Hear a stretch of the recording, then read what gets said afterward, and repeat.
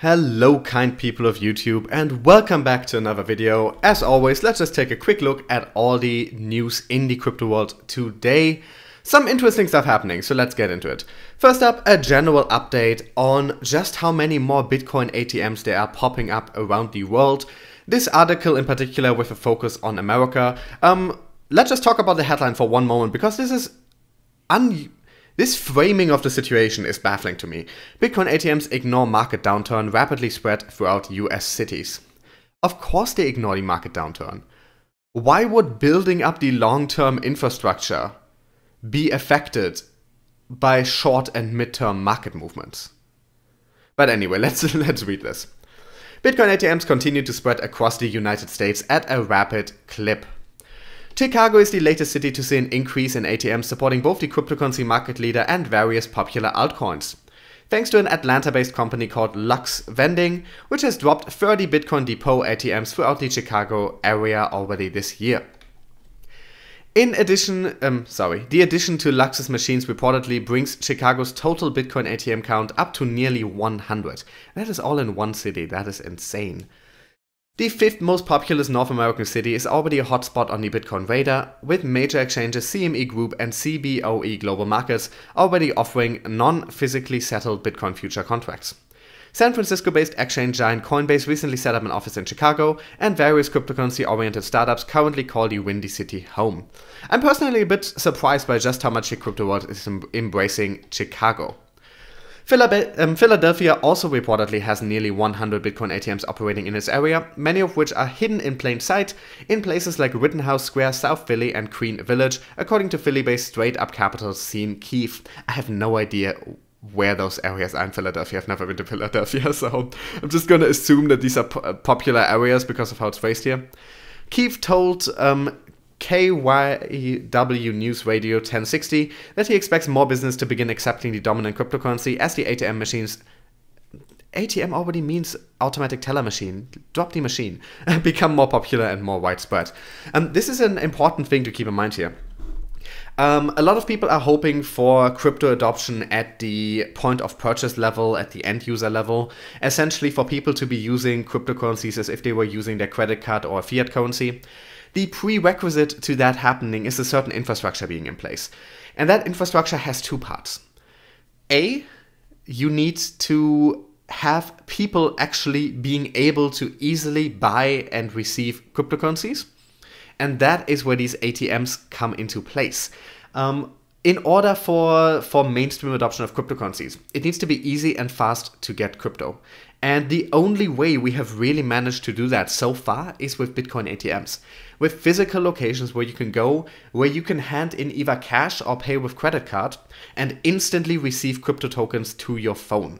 That is the best way to do it. Unfortunately, there are still often more hurdles to jump through. It is unfortunately not usually quite that simple yet, but that is a big step in the right direction. And then part B is once it is established that people can easily gain crypto, and this will not happen until that has happened. It is absolutely a prerequisite that we need Bitcoin and crypto ATMs in a lot of locations before anything else can happen here. The next step is stores accepting natively crypto.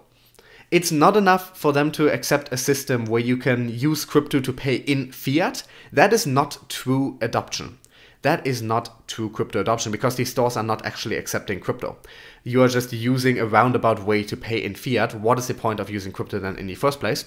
So the step after making crypto readily available is making stores readily accept crypto. And there's some initiatives for that starting. There's progress being made, but we can't really expect much of this to happen until we have ensured that everybody can easily, can securely, can in an uncomplicated and easy to understand way locally buy cryptocurrencies. So it's always very nice to see news about so many crypto ATMs getting spread around. In related news, Coinstar recently launched support for the purchasing of Bitcoin with individuals' ever-growing collections of spare change. Though this news caused a good deal of excitement when it broke, interested parties soon had their parades rained on after the machines reportedly required extensive Know Your Customer checks that validated in ultra-sluggish fashion. Nevertheless, the developments from Bitcoin ATM companies and Coinstar are undeniably positive. The United States currently houses more than 3,000 machines by itself, far more than any other country in the world, despite the year-long and counting market downturn. Now notice how this is always framed in the context of the market downturn. We need to drop this perspective, because when the stock markets are going down, companies don't suddenly stop acting. These are short and mid-term market developments. We know the markets will go back up at some point, and we know after they went back up, after they switched to another bull run, they will then go into another bear run. These things should not even be considered in relation to the long-term foundational infrastructure work that is going on in the background. Honestly, if a company is stopped from doing this because the market is going down, then they didn't quite understand what they were doing in the first place. Let's continue, and there's now a way to use cryptos to pay on Uber. Well, it's a roundabout way of the type I just mentioned in the previous article, but it's still interesting, it's still exciting, so let's take a look.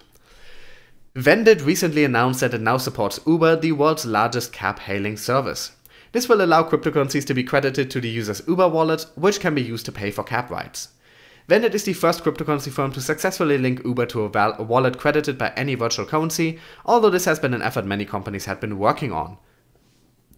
The Vendit payment system makes use of a special merchant processor system that can be adopted into a point-of-sale merchant system, allowing itself to be seamlessly integrated with apps such as Uber. Currently, Vendit also supports other popular apps and services such as IHOP and Domino's Pizza, the popular pizza chain. Announcing the development on its website, Vendit stated, "It is with great pleasure for Vendit to announce that Uber has been added to Vendit's payment system, allowing people to be able to add credits to their Uber app by purchasing with cryptocurrencies. We believe this will set the benchmark in the use case scenario for cryptocurrencies and hope others believe it as well. We look forward to continuing the goal of mass adoption and adding more merchants in the near future." Now, this statement is a bit, I think they think they're doing more than they're actually doing. Essentially what you're doing here is you are giving them crypto to buy Uber credits, to buy essentially fiat denominated Uber credits for you. So this is not a crypto use case. This is there's essentially no reason to do this. There's no reason to do this except to be able to say, hey, I paid in crypto for this. But it is still good to see this integration, because while this is a roundabout way, and we see this a lot recently, a lot of these large companies, they do not accept crypto, but there are third-party solutions that enable you to use crypto to use their services. Now, what really happens there is usually you give this third-party crypto and they then just buy fiat for you. So essentially, you're going through an unnecessary extra step. You might as well just sell that crypto for fiat and then use that fiat. But, you know, if you want to do it this way, then all the power to you. It's always nice to see this opportunity, even if I personally don't quite understand why one would use it. But one thing that I am hopeful about in regard to these types of applications is that if any of these get a significant amount of use and a significant amount of money passing through them, maybe these large companies will notice and will start to accept crypto themselves. If Uber sees that this Vendit service is processing millions in payments in crypto, maybe processing payments from customers that otherwise would have not used Uber, they might decide at some point to accept crypto themselves. And that is ultimately what I think the good that these services do is. Long term, these will not be around because there will be more direct integration of crypto, but as an in-between, as like a patchwork solution, this is better than nothing, and this does make cryptocurrencies more usable in everyday life. Though, like I said, in these situations you have to wonder, wouldn't it make more sense to just sell the crypto into fiat and then use that fiat? Because this way you're trusting another company with your money in the middle, an extra company in addition to Uber that you're already trusting here. Honestly, for me personally, the fewer people you have to trust with your money, the better, but you know, to each his own. Let's briefly talk Ledger. French cryptocurrency hardware wallet manufacturer Ledger has released a dedicated mobile app for some of its products, the company confirmed in a blog post on January 28th. Dubbed Ledger Live, the app previously available for desktop is now available for Android and iOS mobile devices, the company reports. According to the blog post, the app allows users of Ledger Nano X wallets to use their wallet without the need for a cable via their mobile device and a Bluetooth connection. The Nano X wallet is, of course, the new hardware wallet released by Ledger. I think it's not actually out yet. I think it's coming out in the next couple of weeks, but it was recently revealed at the Consumer Electronics Show, I believe it was, in a very large event, and even won awards there. Little disclosure, I do have a Ledger affiliate link in the description. If you want to buy any of Ledger's hardware wallets and you use that link, I get a small kickback, no extra cost for you. But just so you know, just a disclosure in case you think I might be biased here, just so you guys know. But I do think it is very important to keep your crypto in a hardware wallet. That is the safest, the number one safest way to keep your crypto. And I think it's wonderful that Ledger is getting with the times, really improving their hardware with this additional software product that makes them so much more usable. Because so far you had to do pretty much everything on a desktop PC. Some people don't even have desktop PCs anymore. And, well, I guess you could have done it on a laptop as well. But once again, a lot of people also do not have a traditional laptop nowadays. Everything was cable. Now these new devices can be used completely Bluetooth with only a mobile phone. That is the way of the future. And it is good to see hardware wallet manufacturers also get in on this. This wallet will also be usable with the Nano S, but the Nano S does not have Bluetooth, so there you will have to buy an additional cable. Still, for that you get a mobile app when previously you had to use your computer. So, good step in the right direction, and I'm glad to see this app is officially launched now. We knew this was coming for a while before. Let's ever so briefly talk BitTorrent token and by extension Tron, because the initial token sale on Binance was a pretty big success. A public sale of 59.8 billion BitTorrent tokens worth roughly $7.2 million US sold out in a matter of minutes on Binance's launchpad earlier today, despite technical difficulties that frustrated some users. At 3 UTC, the token sale platform opened its door to BTT investors through two separate sale sessions. One for those paying with the token native to the Tron blockchain, TRX, and the other for those paying with Binance's native exchange token, BNB. Each BTT token was valued at $0.00012 during the sale, according to sale information posted on Binance's website. BTT is the first token in BitTorrent's 17-year history. The decentralized file sharing service was acquired by Tron last summer, and plans for BTT, which runs on Tron's blockchain, were rolled out in a white paper earlier this month. Both of today's sales began at the same time and were scheduled to end either once the hard cap of the sale was reached or when the clock struck 10 UTC on February 3rd. Yeah, that wasn't going to happen because they weren't actually selling off that many. The minimum purchase amount was 100,000 BTC. Let's briefly... I'm too lazy to calculate how much that is. I think that's $120 worth. According to a tweet from Tron CEO and founder Justin Sun, the 23.76 billion token cap for the BNB session was reached in just 30 minutes and 25 seconds, while the 35.64 billion token cap of the TRX session was fulfilled in 14 minutes and 41 seconds. 622 participants in the TRX session and 340 in the BNB session. And they had some technical issues that just resulted in this taking a few more minutes than it otherwise would have. Now, this is pretty much exactly what we expected. Of course, this sale was going to go well. This has been in the news for a long time. And while 7.2 million does sound like a lot of money, keep in mind that this was under 1,000 investors total. So on average, they did over $7,000 in trades here. So this was mainly bigger investors. And of course, those were going to spend a lot of money. And of course, this was going to sell out. 7.2 million for an average person is an incredible amount of money. That is more than most of us will ever see in their lifetimes. But for big investors, and a lot of them do think that BitTorrent token has some potential, regardless of how good it actually ends up working. There's still a lot of question marks around that. And of course, they were going to buy it up quickly. What baffles me a bit is that more than half of these were sold with TRX, which strikes me as something that could ultimately have a negative effect on the TRX price while launching BTT. A lot of people have been wondering about the decision to use a unique token running on Tron rather than the TRX token itself to deal with BitTorrent and with the BitTorrent acquisition and integration. I commented before that I think this is an odd decision, that this seems counterproductive. This seems like a lost opportunity to make the Tron TRX native token go up in value in the future, but you know, who knows what they have planned here. Ultimately, this is pretty much what we expected. 7.2 million sounds like a lot of money, is pretty much what is to be expected here. They could have sold off a lot more, and they would have probably also sold out, because a lot of people are interested in this. The image of the entire Tron ecosystem is generally bad, but people are doing a good job at separating what they personally think about these projects and their value, and what they think their potential future trading value could be. From what I can tell, and I'm included in these people, a lot of people think that the TRX token, and by extension the BTT token built on top of it, have a lot of price potential, but that potential is of hype and speculation. So a lot of people are buying this to trade it because they expect the price to go higher in the future as a speculative asset, not because they believe in these projects. Because ultimately we simply don't know enough about how this is going to work, how well this will be integrated yet.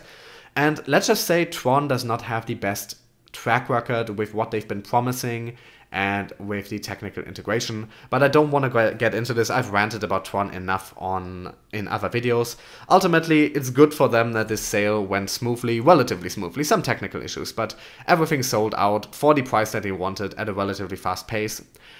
From now on, BTT tokens will be airdropped to TRX holders over the next, I believe, 6 years. So if you want some BTT tokens, at least for the next 6 years, they will somehow support the Tron price by being directly linked to Tron through airdrops. And last but not least, let's briefly talk Overstock's tZERO exchange, because they made the interesting decision to only trade during Wall Street hours. And there's not that much news-wise to talk about here, but I just want to point out how close together the crypto world and the traditional finance world and Wall Street are getting. And this is the prime example. Overstock's newly launched security token exchange tZERO is live, but it's still a work in progress.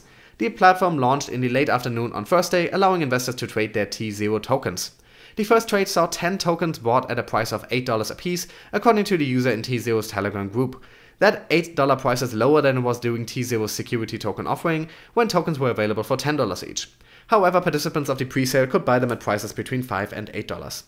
Orders at tZERO cannot be viewed by anyone other than approved users, and those with such approvals can see bids and asks as well as post their own. In an interview, CEO Saum Norsalehi, I probably mispronounced that, very sorry, detailed the first hours of tZERO's operations, the current issues with which the exchange operator is facing, and how it sees the tokenization of securities as a driver of future revenue. For example, in what might be a sign of the platform's position between mainstream Wall Street finance and the more open, experimental market embodied by the cryptocurrency space, tZERO will at first operate during normal market hours between 9:30 AM and 4 PM. It's during that period that the broker-dealer Dinosaur operates, Norsalehi explained. And that's really all we need here. This is the interesting part.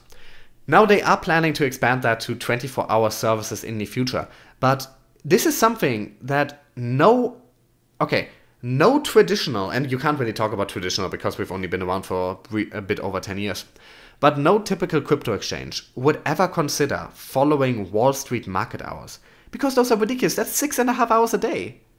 You can only trade for 6.5 hours a day, which is one of the most ridiculous things about traditional finance. It is absolutely laughable and it makes no sense.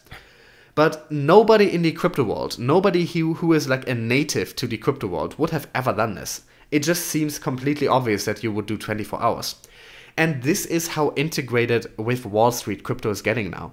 And you can either fear this, which a lot of people are doing. You can either hate that this is happening, or you can embrace it because it's happening either way. And I think this particular decision is a bit baffling to me, but this is clearly going for institutional and traditional investors who are used to this. So they will not be offended over this. But it's just, we are going to see so much more integration with Wall Street, with traditional finance, with large institutional investors, with hedge fund people in the future. This is one sign of that. It's going to happen whether we like it or not. It will change the face of crypto whether we like it or not. But looking at it from a positive perspective, this will mean access to more money than ever before for the crypto world. And a lot of this is kicking into high gear in 2019, and that is why I'm still hopeful that in the next couple months we could see the beginning of a new bull run, despite some delays and some things being pushed back. All of this is getting crypto ready for institutional investors, for big money, for Wall Street. And once Wall Street gets in there, they will be pushing in billions and billions and billions into the markets, and they want returns, so they will make sure the prices go up. And with that, I'm going to end today's video. As always, thank you so much for watching. If you want to read any of these articles yourself, I only read out about half of each today. I usually read a bit more. The links are in the description. In the description, you will also find a link to my Twitter and Facebook pages, as well as some ways to support the channel monetarily. If you can't give me any money or don't want to, well, if you appreciate what I do here, if you enjoy my content, I would just really appreciate if you left likes and comments. It really helps the channel get discovered, and especially in an extended bear market, it is very hard for crypto YouTubers to grow their channels, so that would be very, very appreciated. Thanks for watching, and I'll be back with another video tomorrow.